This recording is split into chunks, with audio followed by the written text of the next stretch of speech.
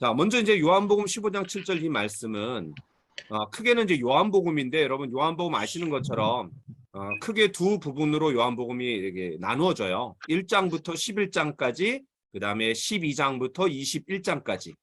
전반부, 그다음에 후반부 이렇게 나눠지는데 전반부에는 7개의 기적이 나와요. 물론 이제 요한복음에서는 표적이라는 말을 썼지만 7개의 표적이 나오고, 그다음에 이제 12장부터 21장까지는 예수님이 죽기 얼마 전부터 죽으신 이후 부활하시고 얼마 이후, 그러니까 아주 그 짧은 기간 동안의 내용이 이 후반부를 차지해요. 그래서 예수님의 죽음이 개죽음이 아니라 굉장히 영광스러운 죽음이다. 그래서 전반부는 표적의 책, 기적의 책이라 그러고 후반부는 영광의 책이다. 이렇게 이제 제가 말씀을 드렸던 것 같아요. 아마 기억나실 겁니다.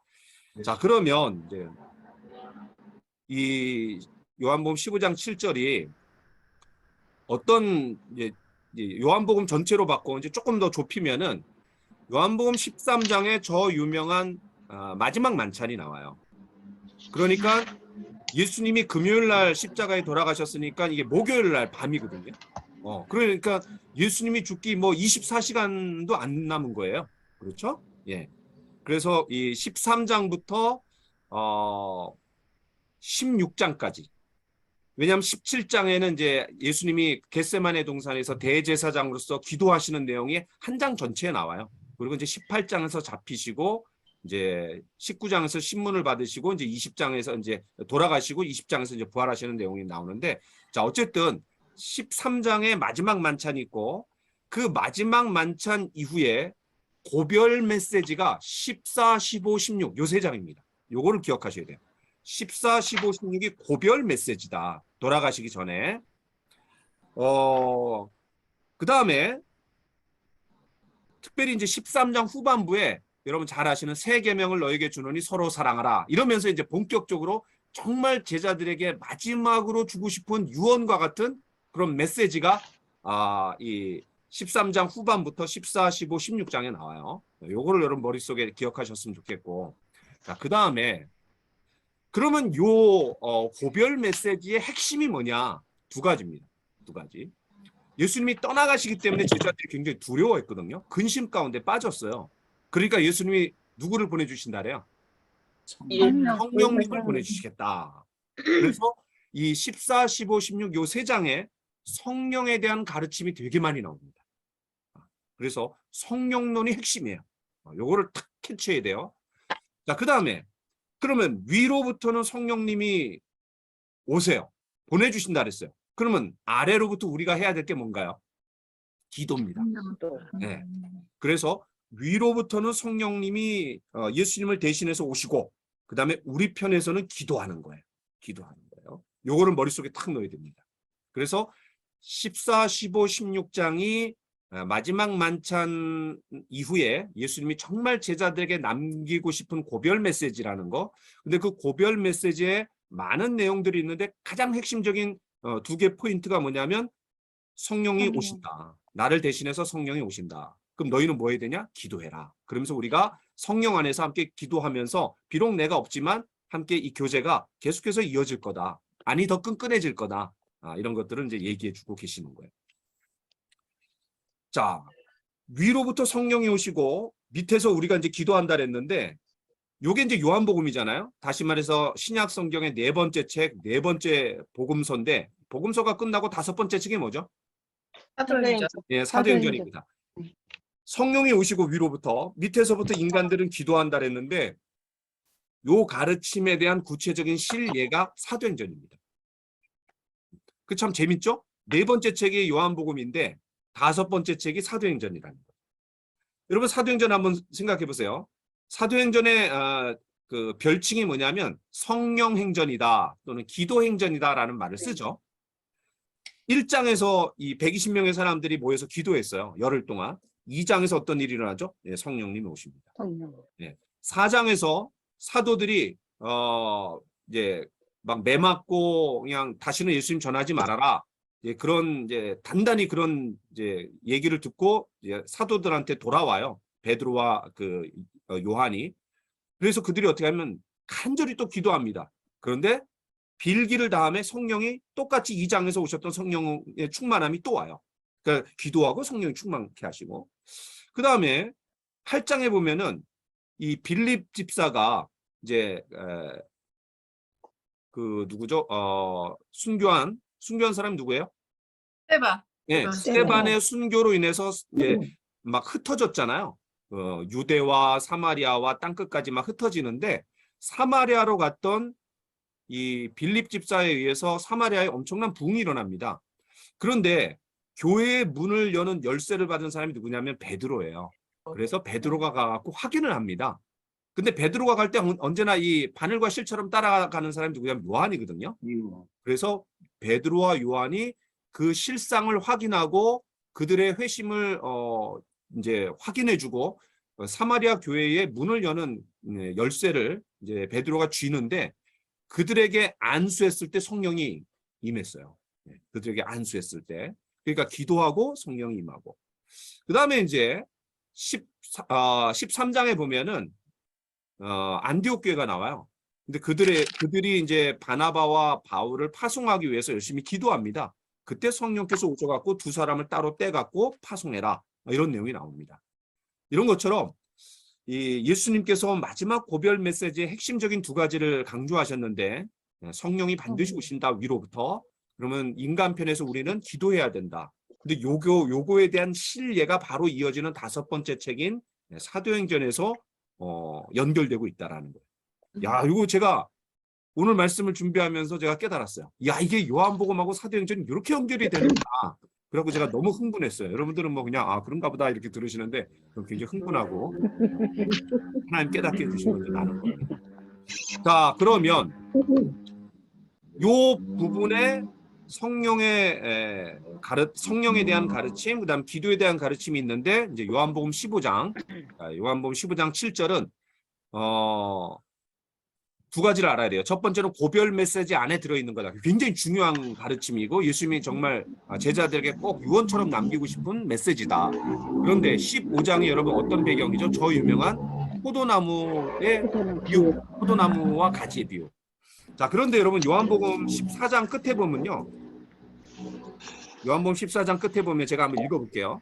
오직 내가 아버지를 사랑하는 것과 아버지께서 명하신 대로 행하는 것을 세상에 알게 하려 함이로라. 일어나라, 여기를 떠나자 하시고. 자, 이게 무슨 말이죠? 그동안은 마지막 만찬하고 그 자리에서 가르침을 주셨는데 이제는 어디를 떠나는 거예요? 이제 잡히시기 위해서 겟세마네 동산으로 올라가시는 거예요. 감람산으로 올라가시는 거예요.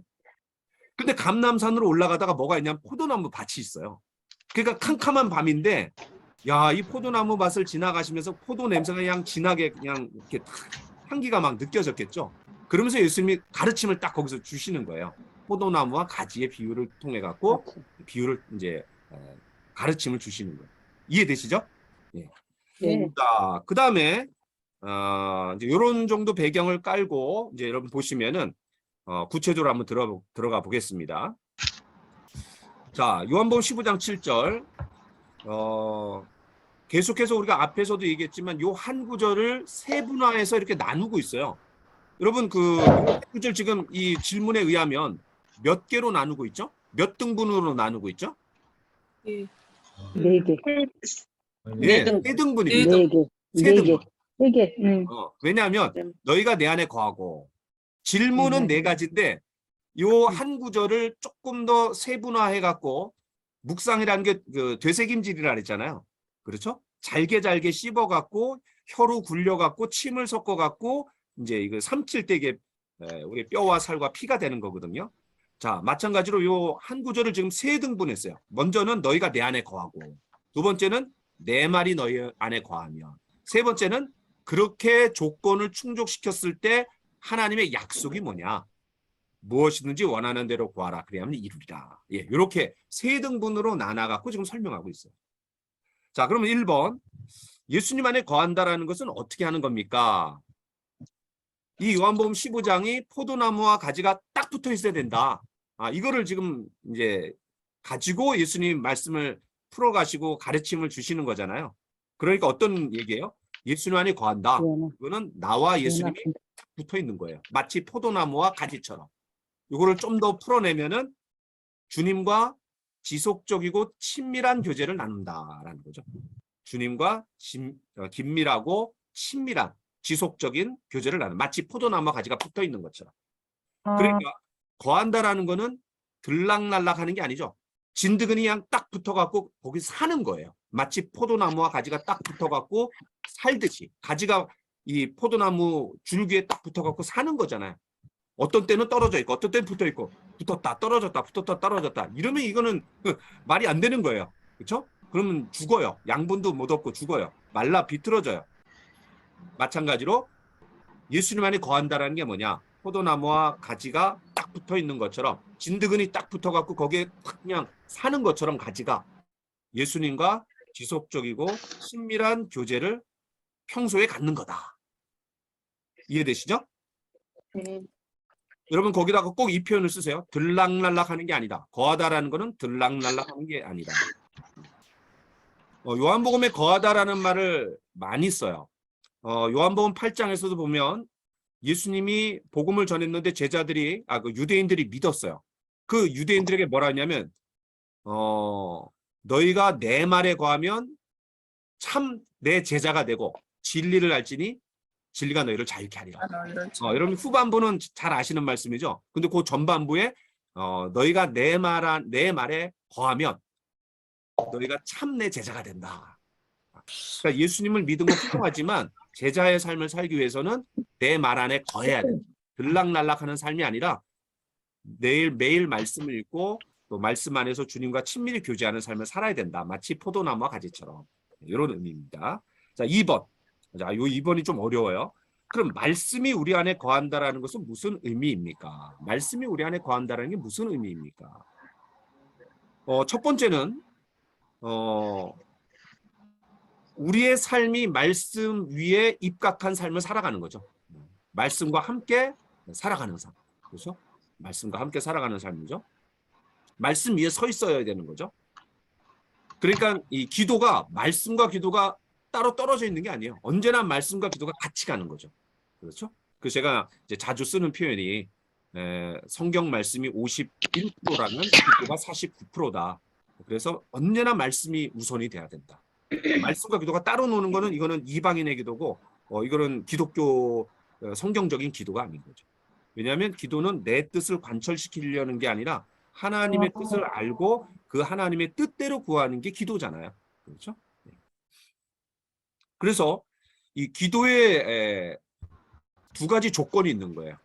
응답받는 기도의 두 가지 조건. 첫 번째는 평소에 내가 주님과 친밀한 교제를 나누는 거죠. 평소에 주님과 친밀한 교제를 나누고, 두 번째는 그렇게 친밀한 교제를 나눌 때 하나님의 뜻을 알게 되는 거죠. 그렇죠? 마치 이런 거랑 똑같죠. 자녀가 부모에게 뭔가를 요청해요. 돈을 달라고 하거나 어디를 보내달라고 하거나 뭔가를 자기가 원하는 거를 말해요. 그런데 그게 부모가 딱 들어주고 응답이 되려면은 평소에 부모랑 자녀의 관계가 좋아야 돼요. 평소에. 그리고 평소에 부모와 자녀의 관계가 좋다 보니까 자녀는 부모님의 원하는 뜻을 알게 되는 거죠. 그래서 부모님의 원하는 뜻 테두리 안에서 구하는 거지, 자기 마음대로 막 그냥 부모님이 원하는 것도 아니고 허용해 주는 것도 아닌데 자기 마음대로 구하진 않잖아요. 또 얘기해봤자 뭐 되지도 않는 거고. 그렇게 생각하시면 쉬울 것 같아요. 그 다음에 이제 이거를 이제 또 다른 예를 들면은, 우리가 이제 어떤 문제 해결을 위해서 어떤 사람한테 갔어요. 근데 그 문제 해결을 듣기보다는 그냥 자기 얘기만 주구장창 계속 하는 거예요. 아니 내가 문제가 있어갖고 문제 해결을 좀 받기 위해서 갔는데, 도움을 얻으려고 갔는데 자기 얘기만 주구장창 하고 전혀 문제 얘기를 듣지 않아요. 그러면 해결되지도 않을 뿐만 아니라 더 심각한 건 뭐냐면 그 사람 기분이 나쁜 거예요. 기분이 나쁘겠죠. 아니 자기한테 와갖고 뭔가 도움을 요청하려고 문제 해결책 해결 방안을 들으려고 왔는데 그냥 지 얘기만 하고 내 얘기는 듣지도 않고 이러면은 해결이 안 될 뿐만 아니라 굉장히 기분 나쁜 거죠. 그런데 많은 경우, 많은 그리스도인들의 경우, 또 많은 기도를 많이 한다라는 사람들에 빠지기 쉬운 함정이 뭐냐면, 기도는 엄청나게 많은 시간을 들이고 하는데 상대적으로 성경 말씀을 읽고 공부하고 마음판에 새기고 성경 말씀을 가까이 하는 삶은 상대적으로 적다라는 사실. 그래서 언제나 51%는 성경이고 49%는 기도가 돼야 됩니다. 그 얘기는 뭐냐면 언제나 하나님 말씀이 우선이 돼야 된다. 여러분 좀 이해가 되셨습니까? 예, 말씀이 네. 우리 안에 거한다라는 게 이런 의미예요. 그러니까 기도와 연관해서 예수님 두 가지 조건을 걸고 있는 거예요. 하나는 평소에 부모와 자녀가 친밀하게 관계를 맺고 친밀해지듯이 바로 예수님 안에 딱 거해야 된다. 그 다음에 또 하나는 하나님의 뜻을 알고 구해야 된다.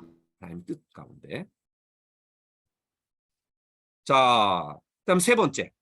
그러니까 이제 기도라는 게 자기 주장을 관철시키는 게 아닌 거죠. 또 기도라는 게 나의 원함을 충족시켜 달라는 게 아니라 하나님께서 나의 필요를 채워주시는 거죠. 그렇죠? 내가 원하는 거 하나님 다 해주신다면 큰일 납니다. 이게 심각해져요. 왜냐하면 내가 뭐가 중요한지 잘 알지 못하고 막 구하잖아요. 마치 애들이 원하는 걸 부모가 다 해주면 애 망치듯이 똑같습니다.